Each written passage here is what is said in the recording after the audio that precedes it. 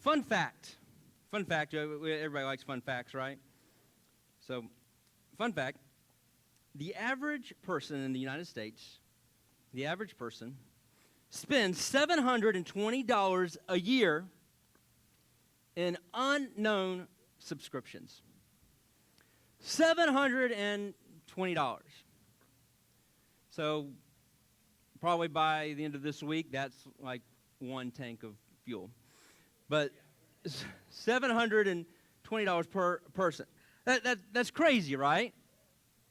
How does that happen? It's talking about like most of it is streaming subscriptions, such as Netflix or HBO Max or Hulu or all those. Some of them could be magazine subscriptions, whatever. But subscriptions, on average, $720 per person. Maybe you're like, well, not me.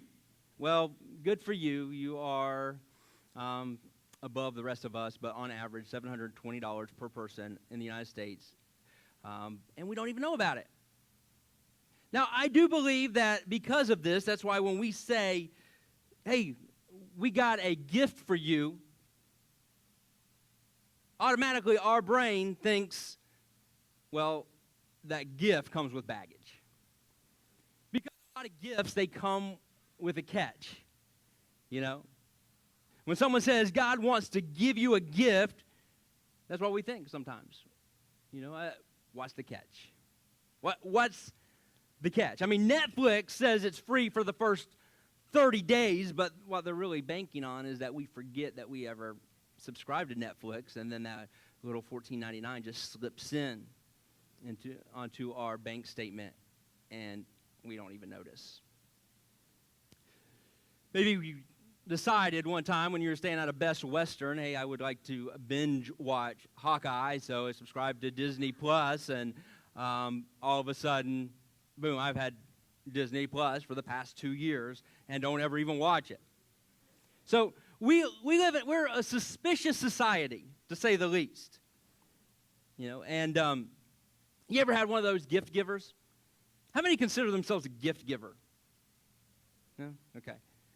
How many of you receive yourself as a gift receiver? Like you don't give many gifts, but you take them. Yeah. No. Okay. Just have you ever had one of those like super extreme gift givers?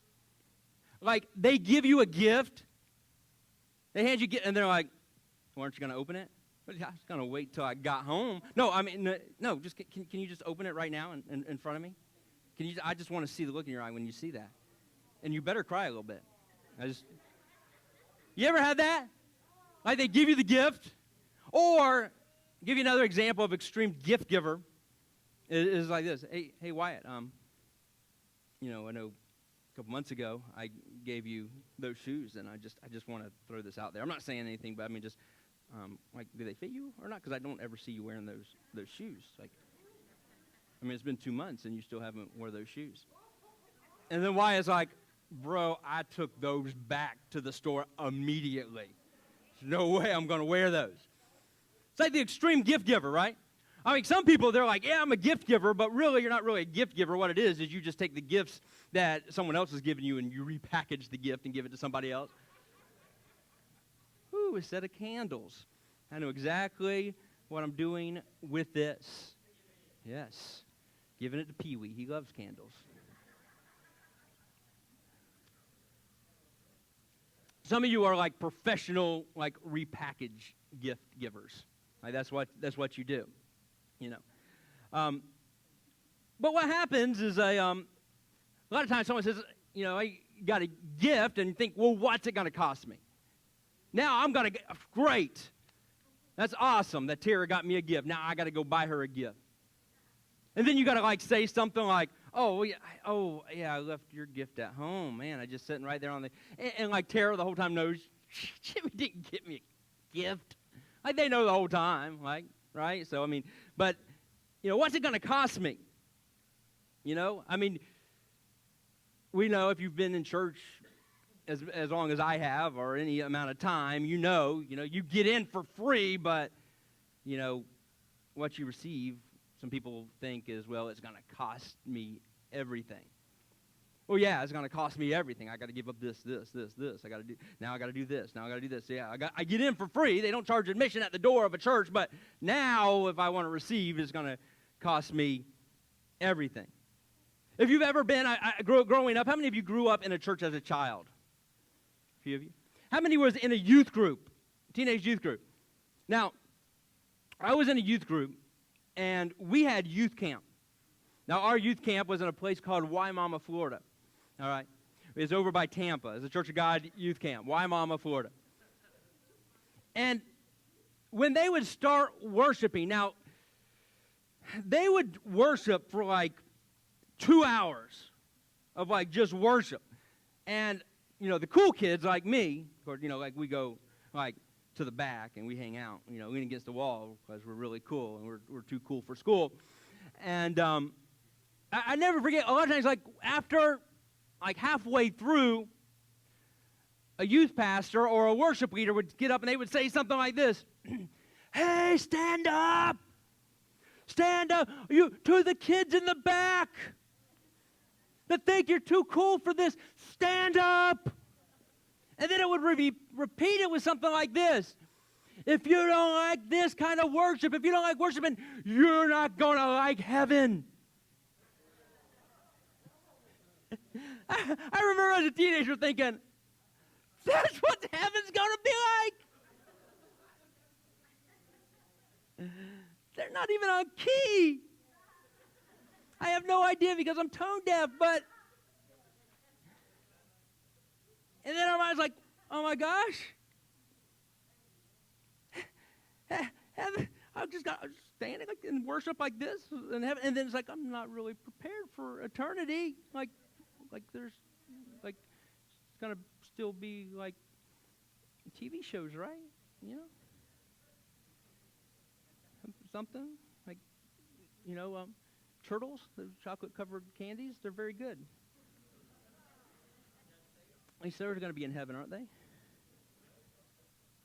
But so a lot of times when we talk about gifts, like because of our perspective and because of things that we've been through, we think, okay, it comes with a catch.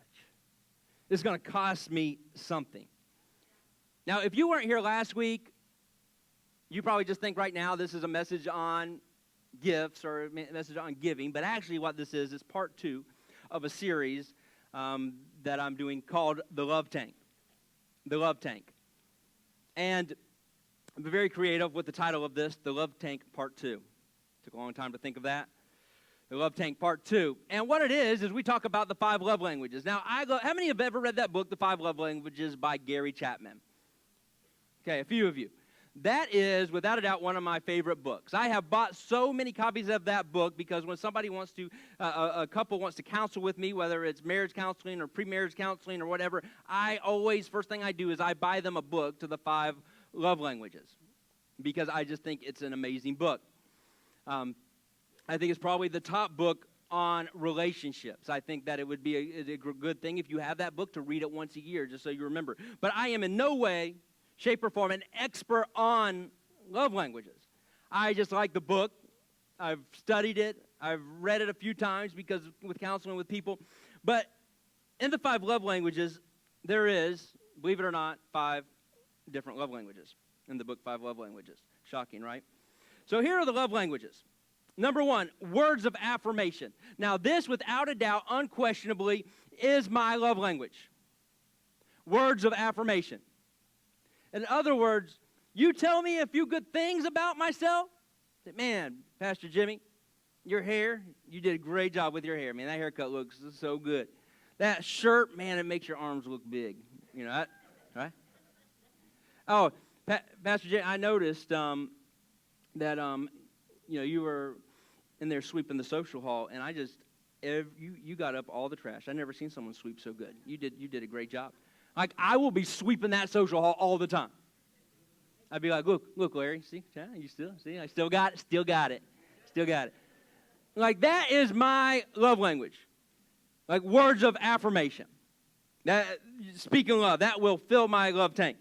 The second is my wife's love language, which is quality time. I think God's up there laughing when he put Julie and me together because he's like, okay, here's someone whose love language is quality time, and I am going to put somebody that is terrible at time management with her. And then on top of it, I'm going to give him a co-pastor that also is quality time. Yeah. And then he just starts putting all these quality times, and I'm like, oh my gosh, I'm going to go crazy. So quality time. Now, quality time is not just spending time with that person. It's not like just sitting there watching television, like sitting back, and watching whatever television show that you like to watch. I don't know what you watch, and I'm not going to mention anything because you might think it's wrong that I watch it, and I don't want to put that on. I don't want you to be thinking about that the whole time for this, so I'm really doing it for you. Really, I just couldn't think of anything. But it's not like, that's not quality time. Or the whole time going out to eat and just being on your phone. Like playing like some word search game or something on your phone. Or like watching like kitty cat videos on your phone. Or answering the phone. There's been times where Julie and I, we've gone out to eat. It's been date night and get an emergency phone call, and the entire time I've been on my phone. And I'm like, hey, I bet your love tank's really full that we spent all this quality time together. It wasn't. So quality time. Third love language is gifts. Gifts. Now, I believe that I grew up in a house with 3 girls that their love language was gifts. My mom and my sister Angie and my sister Chrissy. Because with that, I could go out. I shared this last week, but I could go out, hang out with my friends. I had a curfew of 10 o'clock. I show up at 11 o'clock. I know my mom's waiting up and she's mad, but see, I stopped on the way home and I picked a couple of flowers that were on the side of the road. It didn't cost me anything, but I just picked a couple of flowers. I came in. Before she could say a word, I handed her those flowers, and she said, oh, Jimmy, you shouldn't have. Maybe just try to be on time next time. Oh, thanks, Mom. I just love you so much. Yeah, that's why I wasn't here on time. I needed to stop and pick you some flowers. I mean, I stopped earlier. I would have been here on time, but the other ones, they just didn't fit you. And I needed flowers that just said, I love you, Mom. And I picked those up.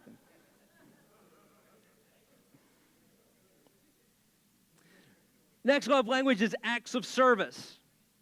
Acts of service.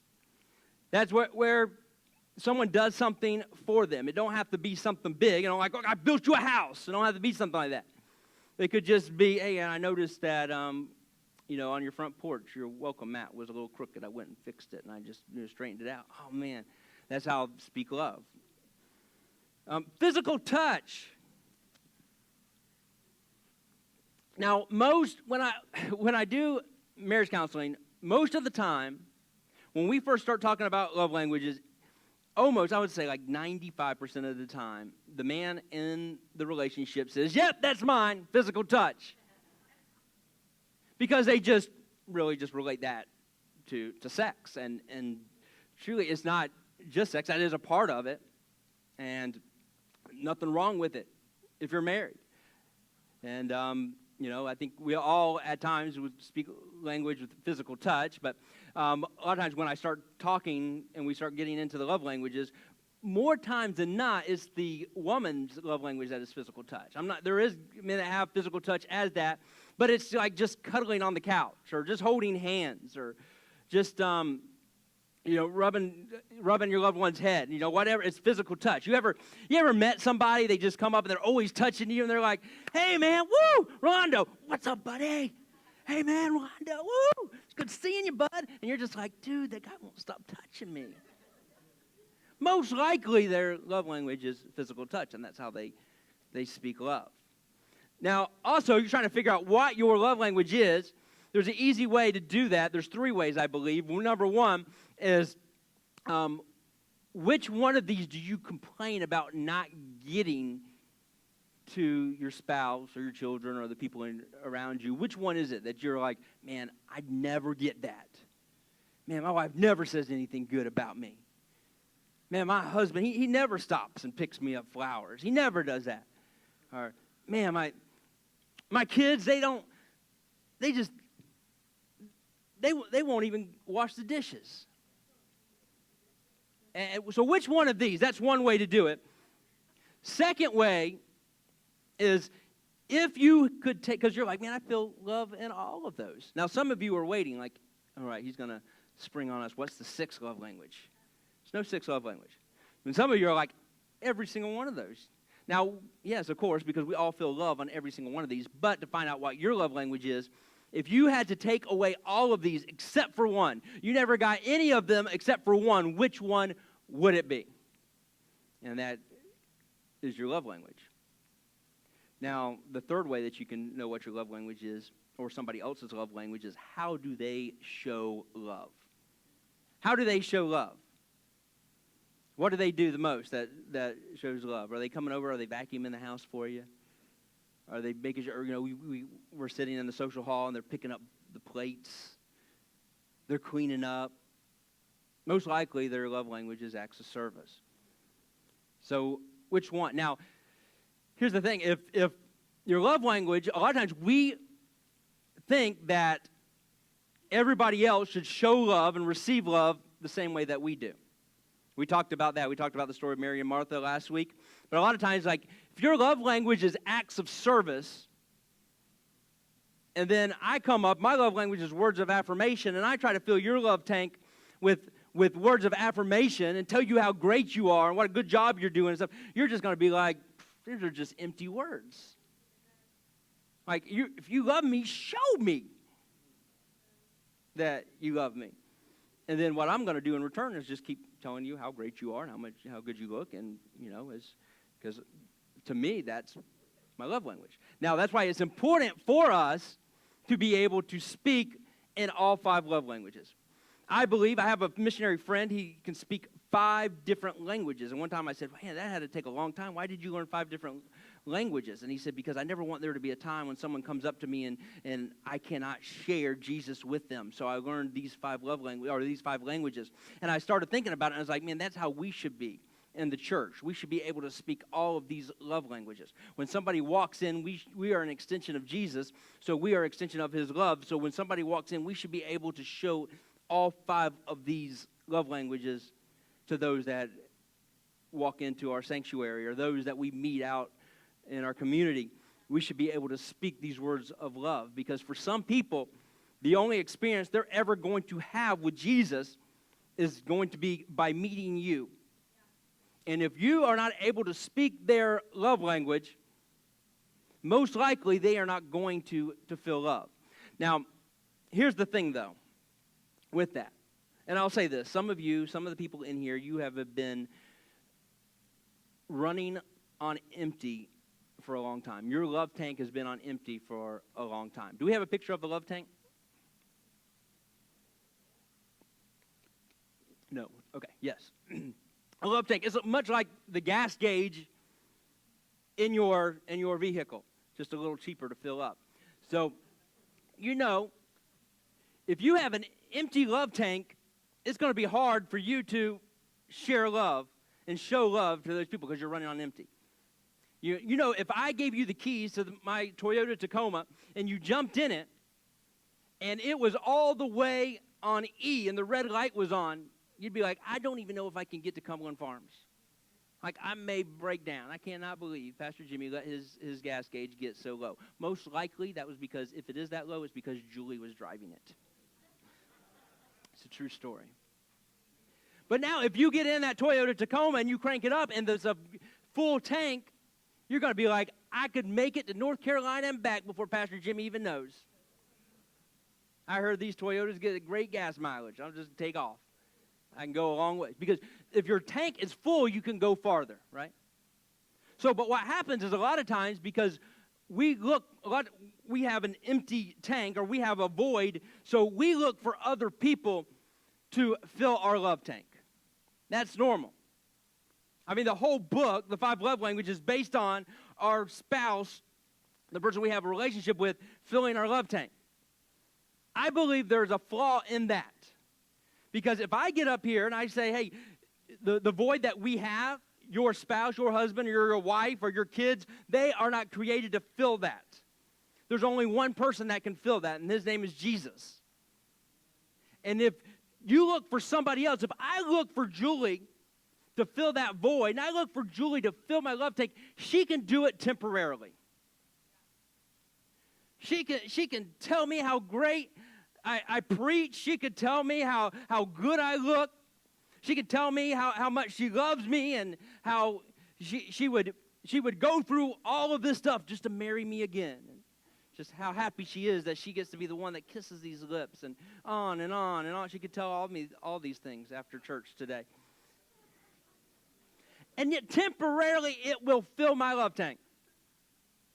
The problem is eventually it's going to start to go empty again. And if I constantly look to her to fill it, I'm going to be disappointed, and she's just going to be aggravated. And then what happens is I look for my friends to fill it. They make it fill it temporarily, you know. They make it tell you a good thing. Every once in a while, once every 100 messages, Pastor Mark will tell me it's a good message. So like my love tank goes up a little bit. Or, you know, but I could put it on my friends. I could put it on my church family, and there's a lot of people that do that, and that's why they jump from church to church to church to church, because when you first walk into a church and you first go there, everybody's happy to see you, because what they're thinking most of the time is like, oh, fresh meat.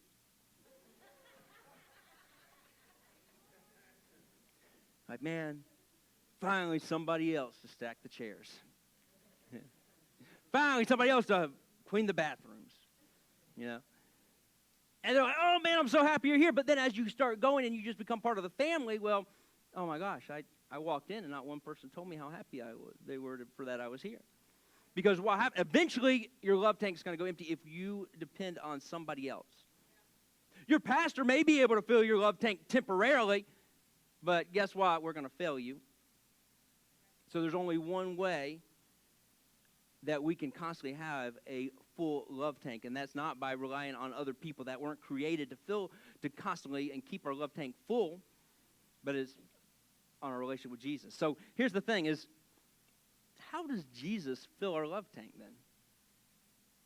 Like, anybody here ever have Jesus, like you're just sitting at home, you know, you're watching a television show, a godly one, of course, and Jesus just walks in, he sits in the recliner next to you, kicks up his feet, and is like, what's up, how you doing, man?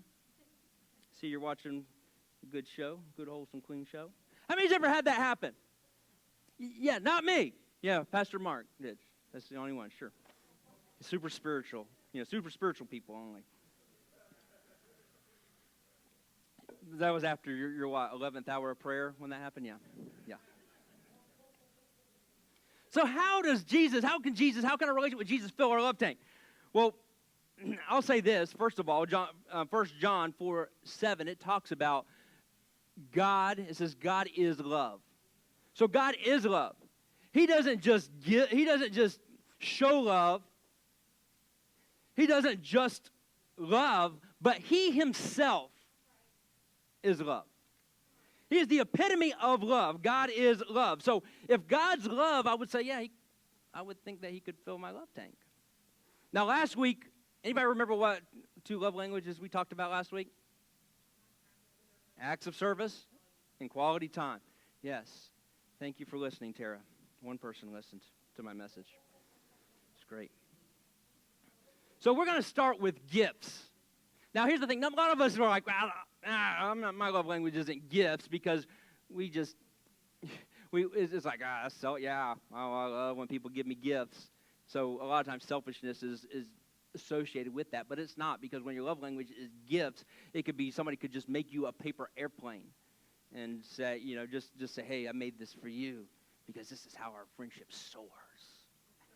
And you'll be like, oh my gosh, I can't believe you did that. You went through all that trouble. And you'll take that paper airplane and you'll put it on your dresser and you will save it for 15 years. I'm always shocked about people come to me, and every now and then when I do a message, I'll give everybody like we had the diamonds, and then one time we had little swords and little things, and people will come to me and say, I still got that from, you know, X amount of years ago. And it like just blows my mind. Most likely those people, probably gifts is probably their love language. So we're going to start with gifts. How does God fill our love language? How can God fill our love language, or fill our love tank? Gifts. 1 John 4:10. This is what it says. 1 John 4:10. It says, this is love. Not that we loved God. Not that we loved God. But that he loved us and sent his son as atoning sacrifice for our sins. Not that we love God. A lot of times we think, well, he gives us gifts because we love him. He gives us, no. He gave the gift of his son, not that we love God, but that he loved us. It's his love that moves him. It's not our love that moves God. It's his love that moves him. I heard a preacher one time say, he said, he was talking to other preachers and other ministers, and he says, man, we just gotta get people to love God. We just gotta get people. We gotta do whatever we can do just to get people to love God. And I call foul on that. I do. I call foul on that because I don't feel my responsibility, my objective, is to make you love God. But I feel like what I'm supposed to do is make sure that you know, without a doubt, without question, that God loves you. Regardless of your response. Well, I've never accepted him. He still loves you. I hate God. That's cool. He still loves you. I don't even believe in God. I understand. But he still believes in you, and he loves you. He loves you. It's not like God's up there going, whoo, Gabriel, come here real quick. Hurry up. Check those dudes out down there. You see what they're doing? Yeah. That's their 7th hour of prayer right there. They really love me. All right, I'll be back. I'm going to go down there real quick. But that's how we think. Like, it's because of that. But it's not our love that moves God. It's his love for us that moves him. It's his love. A lot of us, we're looking at it kind of like it's a contract. Like we're signing a contract. Like we're like some athlete or something. All right, God, I've really considered it. I thought it over. And I think I'm going to bring my talents to your team. Yeah? I'm not going to offer them to Satan. Nope. I know you're shocked. You're really surprised. I got a lot of talents, but yeah. And we look at it kind of like this, like we are like number 1 draft pick for God's team. Look at there. Yeah. God's lucky to have me. Woo. I can sing, I can dance, and I can preach, woo, and I can wave a flag. That's right. So, God, I'll sign with your team. I will, under this condition, that I need you to bring my wife to me early, like when I'm around 20 years old. And here's a list of the 18 characteristics I need her to have. All of them is in appearance.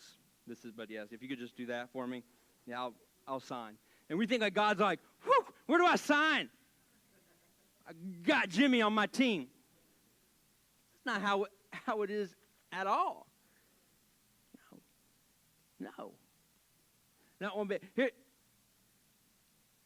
God being the giver, when he gives his gift, he initiates the gift regardless of our response. Now, this is going to really impress you because I'm going to say this verse. I'm not even going to look at it. It's going to come from the top of my head, and you might be a little intimidated. No big deal. I'm a pastor. It's what I do. But this verse is found in John 3:16. It's the one that Tim Tebow wrote. And it says, "For God so loved the world that he gave his only Son, that whoever believes in him shall not perish, but have everlasting life." Whoever. Now, I looked this up in the original language of whoever, and you know what it means? Whoever. Imagine that. That's what it means in the original Hebrew language. Whoever. It's he. It's who he is. It's not what he does. He loves. John 15:13. It says this. It says, "Greater love has no one than this, that someone lay down his life for his friends. Now, a lot of us, we've taken this verse and say, that's my verse, That's my life verse. Well, that's fine. I have no problem if you want to take this and use it for yourself and use it to describe yourself, but as long as you put it back in its original context and where it belongs, because this verse is not about you, but it's about him. It's about Jesus. Some of you are like, yeah, right, I'm ride or die with my friends. It's right, I'll lay my life down with them.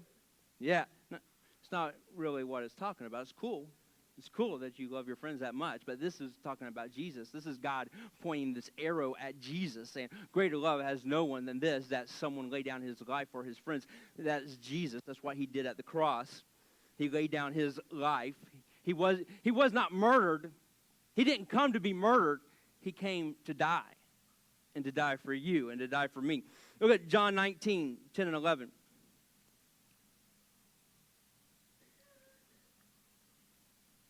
It says, do you refuse to speak to me? Pilate said, don't you realize I have the power either to free you or to crucify you? So Jesus is before Pilate. Pilate's like, speak! Don't you realize I got the power to let you go or not let you go? And then this is his response. Jesus answered, you would have no power over me if it were not given to you from above. Therefore, the one who handed me over to you is guilty of a greater sin. He said, you don't have the power, Pilate. I laid my life down. Then Luke 23 and 24. The Bible says, I don't think that was the right verse. I might have given you the wrong one. I do have Luke. That's Luke 23 and 24? It is. That is not the right verse. So the sound people's fault. Yeah, we got to get a new guy. Yeah. That guy's no longer going to be able to be married to my sister. He should know what I meant when I said stuff. Somewhere in the Bible, if you don't know where it is, you just need to do more Bible study. It's just kind of pointing that out, showing that, highlighting that. But as they were beating Jesus to a point where he was unrecognizable, as they spit on him, as they punched him in the face, as they whipped him, as they beat him, Jesus continued to say, Father, forgive them, for they know not what they've done. God, forgive them. And if you look in the original language, in the original Greek, the word that they use is, it refers to, it insinuates that Jesus said over and over and over again, Father, forgive them. Father, forgive them. Father, forgive them. Father, forgive them. Over and over and over again. And then we see in Luke 23, 39 and 43. Hopefully this is right.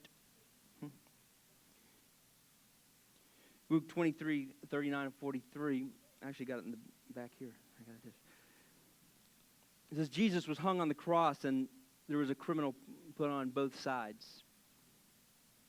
Now, we don't know which criminal was put on which side. We're not privy to that. We don't know which one is what, but it says here in Luke 23, 39 and 43, it says, then one of the criminals who were hung blasphemed him, saying, if you are the Christ, save yourself and us. Throw that in there. Yeah. Not just save yourself, but save us too. Yeah, because, we're really good friends. And I just got done blaspheming you. Verse 40. But the other answered, rebuking him, saying, do you not even fear God? Seeing you are under the same condemnation? And we indeed justly, for we receive the due reward of our deeds. In other words, we did some bad things and we are paying for it. But this man has done nothing wrong. Then he said to Jesus, he said, Lord. He called him Lord. Somewhere in it clicked in this man's mind. If you look at other accounts of this story, of Matthew's account, if you look at other accounts of the story, it says that both criminals were ridiculing him. Both criminals at one point were yelling at him, but then something dawned on this one criminal. Something just drew him in, and he called him Lord. It says, remember me when you come into your kingdom. And Jesus said to him, assuredly I say to you, today you'll be with me in paradise. What did he see? Like, I wonder, like, what did those criminals see? Why did one see it and the other one didn't? And how much, what did you have to see to make it where the person that is dying the same way you were dying, except he was beaten to where he couldn't even recognize him. Some accounts said that of the story says that he was beaten so bad that it looked like an animal was hanging on the cross. But what did this criminal see? He said he saw this man dying the same way that he was dying, suffocating on his own blood, and said, yeah, he's the Son of God. Yeah, he's the Lord. Lord, remember me. You think, well, maybe it was he saw something, and it was just maybe the other guy, maybe he just was turning away. I don't know. But the Bible also says, don't forget that as people were walking by that day, they would ridicule him. They would say, this guy said he was the Son of God. If he was, don't you think he'd save himself? People just walking by. So what did this criminal have to see to switch and say, yeah, he is the Son of God. He is Lord. What did he see?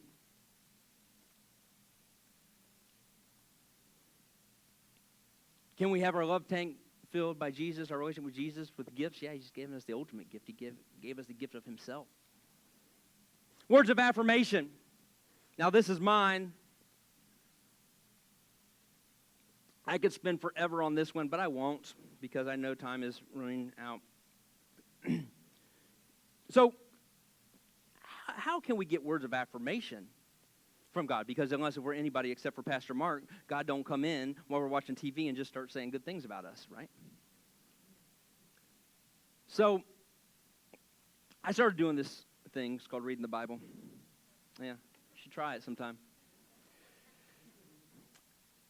So, a few months ago, I started thinking about it, and I've read through the Bible several times, different versions of the Bible, but I realized that the reason that I've done that has always been for somebody else or for something. Like when I was younger and a teenager, I read all the way through really quick because I had to do that if I wanted to go through the internship program.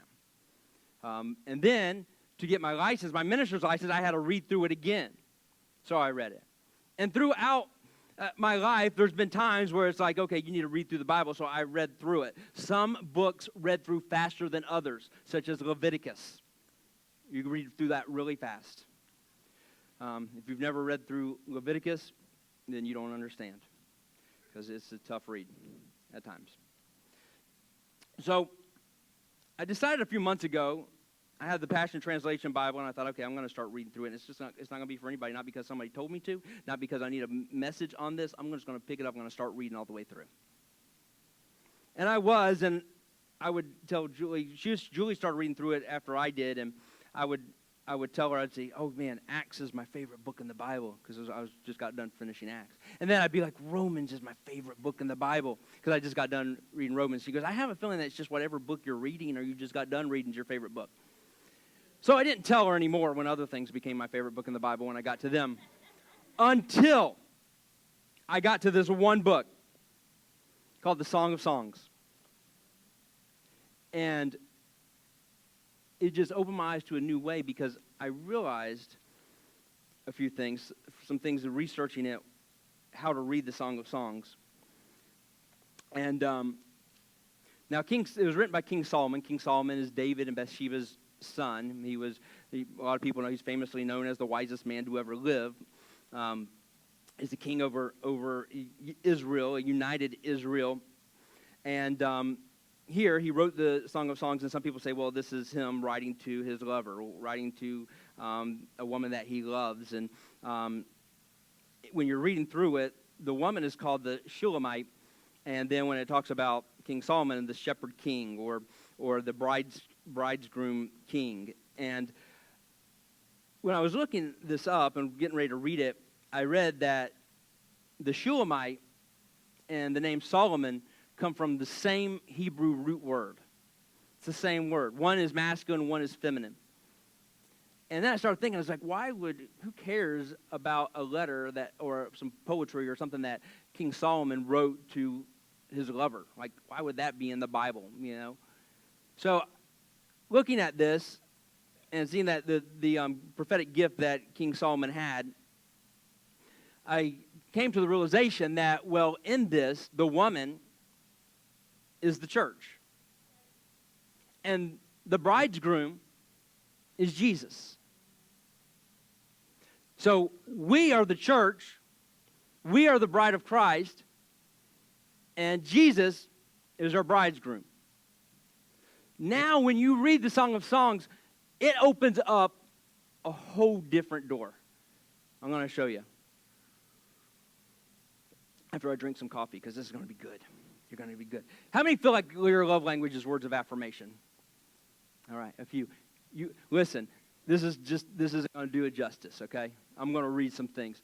Right here, you're like, well, what does Jesus really think of me? What does he say of me? It's in here, all right? It's in the Song of Songs. Like, he wrote about it. In this, we become the Shulamite, okay? Check this out, all right? And I'm going to try to do this fast because I know we got to, you guys need to make it a Cracker Barrel. So, Song of Songs 1:9. 1:9. Check this out. This is what Jesus is saying about you. It says, my dearest one, let me tell you how I see you. We're going to find out how Jesus sees us, all right? Check this out. You are so thrilling to me. We're thrilling. This isn't like the Michael Jackson movie, like Thriller. No. You are thrilling to me. To gaze upon you is like looking at one of Pharaoh's finest horses, a strong, regal steed pulling his royal chariot. Dude, Jesus has recognized that I've been working out. He could tell. Yeah. I've been working out a little extra, Jesus. Then verse 2, verse 1, this is the Shulamite talking, but this is her realizing exactly what the bridegroom thinks of her. It says, I am truly his rose. Yeah, you didn't know that, Pee-wee, but you are his rose. You're a rose, Pee-wee. You are. We may just start calling you our rose. It says, I am truly his rose, the very theme of his song. I'm the theme of Jesus' song. All right. I'm overshadowed by his love, like a lily growing in the valley. Check this out, verse 15, chapter 2, verse 15. It says, you must catch the troubling foxes, those sly little foxes. Well, what does that mean? Catch some foxes. I don't have any foxes. There's no foxes around. I've never seen any foxes. What's he talking about? Well, the foxes these are the compromises that are hidden deep into our hearts that keep us and keep us from a passionate devotional life with Christ and from growing within him. That's what the foxes are. Those are those things that just kind of sneak into our lives and they just get back in there and they keep us from having that close relationship with Jesus.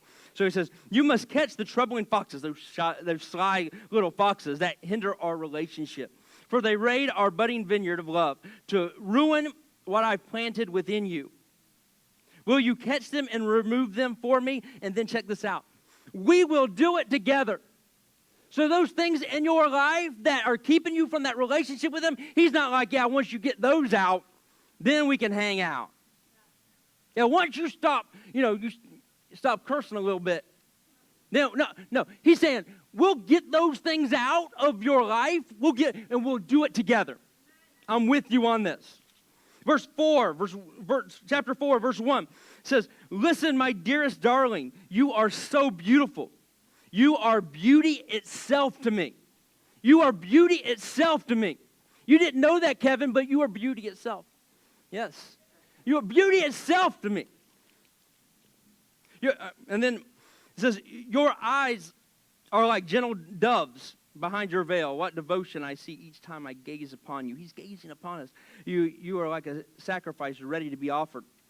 Then verse 3, 4:3 says, your lips are as lovely as Rahab's scarlet ribbon, speaking mercy, speaking grace. The words of your mouth are refreshing as an oasis. What pleasure you bring me. 4:9. It says, for you reach into my heart with one flash of your eyes. I am undone by your love. My beloved, my equal, my bride, you leave me breathless. We leave Jesus breathless. Verse 4:11, it says, your loving words are like the honeycomb to me. Your tongue releases milk and honey. For I find the promised land flowing within you. I don't know about anybody else, but when I'm reading from Jesus is saying that I'm the promised land. And when I worship him, it is like honey. The words that come out of my mouth. I have never listened. I am a terrible singer. I am tone deaf. I know that. That's why I don't get up here and sing. Well, sometimes I do, but it's just for a joke. It's just so you laugh. But when I sing to Jesus, it is like honey.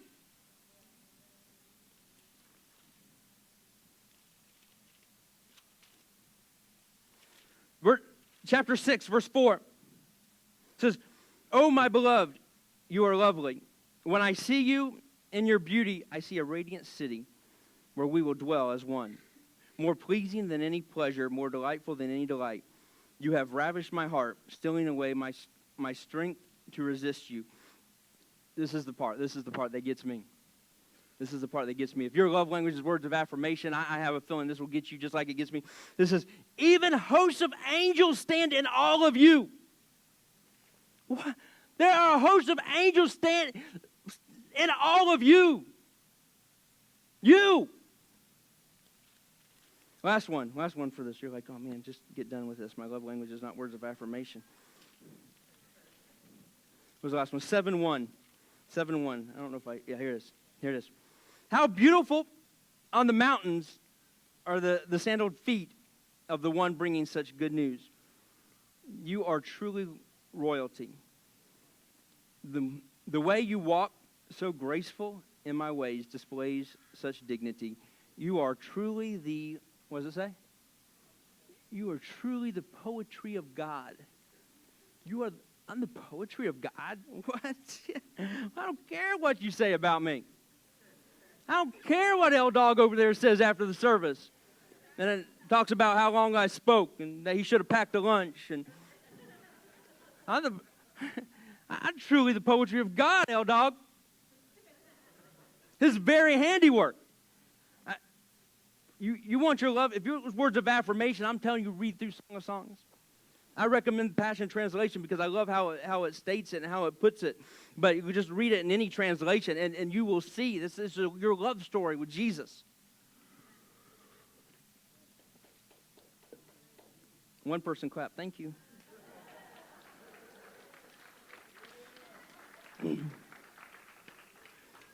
All right. How much time I got? Another hour? Okay.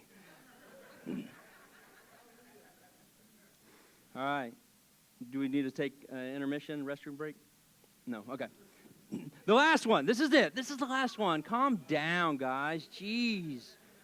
Man. Melody. Jeez. You don't got to use that kind of language. Physical touch. Now, this is one that it took me a little bit when I started thinking, okay, if I'm up here speaking about Jesus filling these voids and then I'm connecting the love languages and all this, how does Jesus fill our love tank if our love language is physical touch? Physical touch. Anybody curious to know? No. So we can just dismiss and go home. Okay. Yeah, don't say anything. Just act like we already know. Just act like you're sleeping.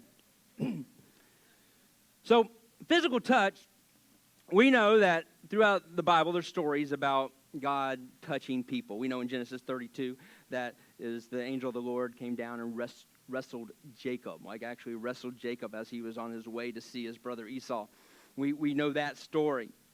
We know the story of Saul, who later becomes Paul. And I've always wondered this. I was like, how did Paul, he sat there and he watched them stone Stephen, and Stephen cried out to God as he spoke the same words as Jesus, saying, God, forgive them. He looked up into heaven, saw God. It fazed Paul or Saul not at all whatsoever. He wasn't fazed at all. In fact, after the stoning of Stephen, he went to the Jewish leaders and said, hey, I want permission to go and do this more to people that proclaim Jesus, that are teaching Jesus. I want to do this more. Didn't affect them whatever. Those were just words from Stephen. It wasn't until on his road to Damascus that Jesus appeared before Paul. The bright light blinded him. He was affected physically by this, was blind for 3 days. It wasn't until that. Why? Because most likely, I think that Paul's love language was probably physical touch, and it took something physical to happen to wake him up. So we know that throughout the Bible, there's talks about God touching people. He touched the blind eyes, and they could see. He went against social protocol, and he touched lepers who were considered unclean. You know, he in Mark 10:16, he says this. He said, and when the disciples were like, "No, you don't got time for the kids. You know, just get them out of here. Take them, send them to kids' church." Susan, when that they were trying to do that, and Jesus was like, "No, bring them to me." And it says, and he took them up in his arms, and he laid his hands on them and blessed them. He took them in his arms. So we see that Jesus, when he was on earth, he touched people physically.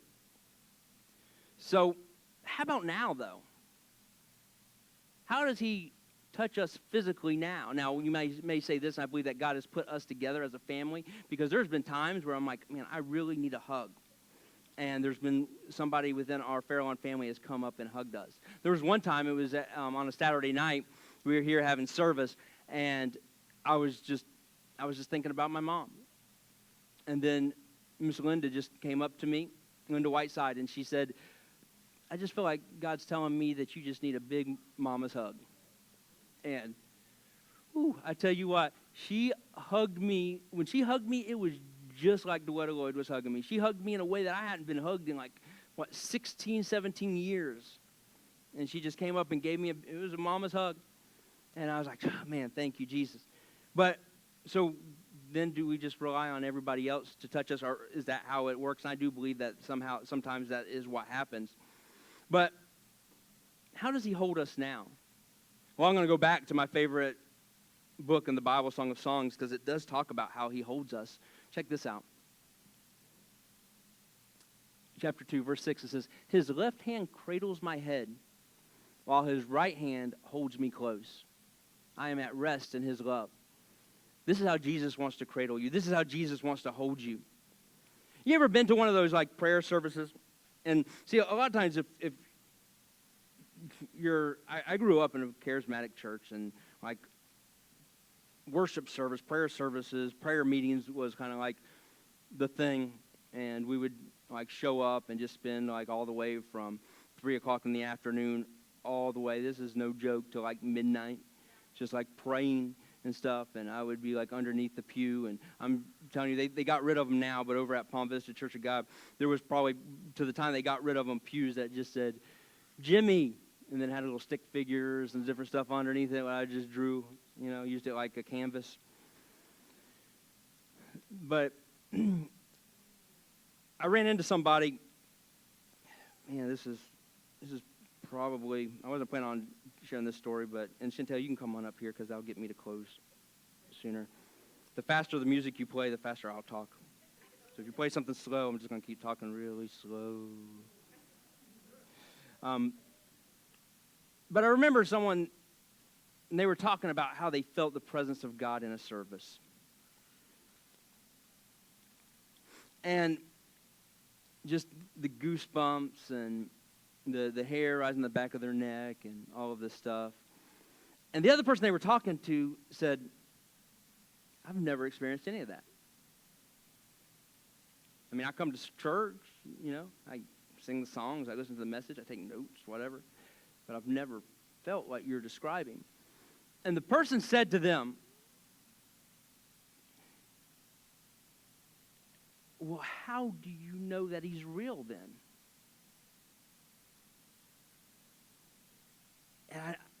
And I didn't even think of telling this. I don't know if I've ever told this story. It just came to me now. And that person, their response was, because he fulfills all the promises in this book. And they kind of got into it a little bit, probably a little unchurch-like, But they're like, if you need that to know that God's real, then something must be wrong with you. And they kind of went back and forth on it. But you know what? The thing is, it's a misunderstanding, because most likely the person that feels the goosebumps and the And as it talks about feeling the presence of God, their love language is probably physical touch.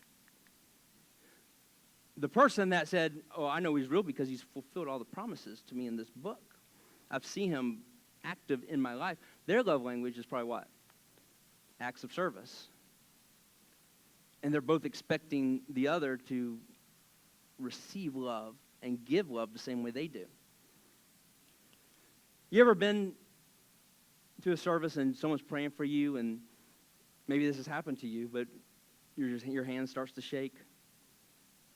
You just start to feel the presence of God.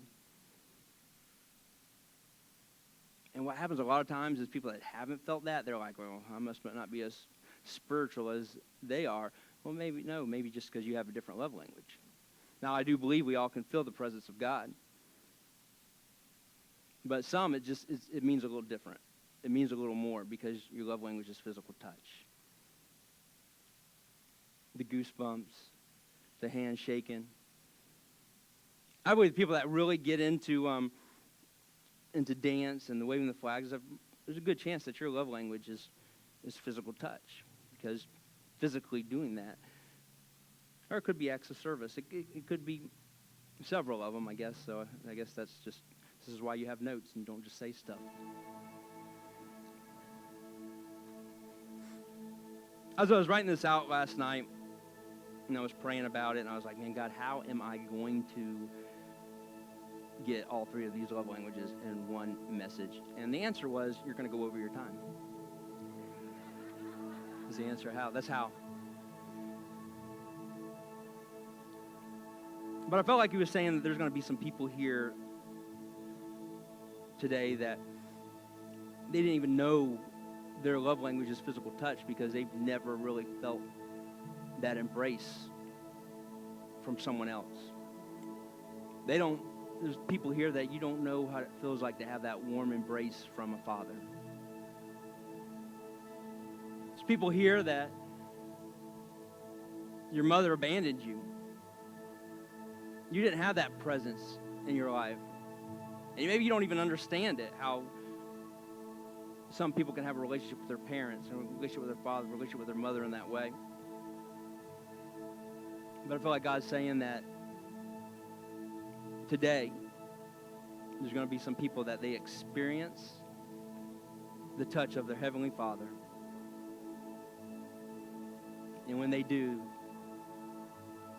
their love tank's going to be full. Not temporarily, but when you feel that, when you know that. Have you asked him? Have you asked Jesus to hold you?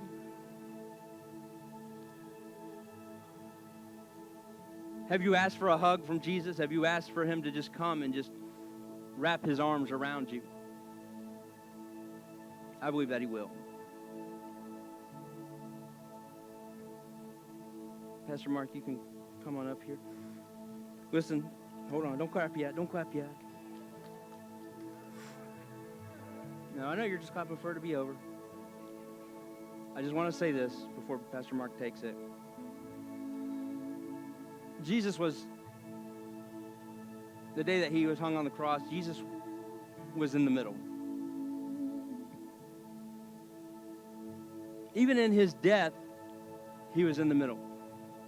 And the criminal on both sides, I think that represents us, the people of this world, because you had one that just said, no. If you're really God, then why am I living like this?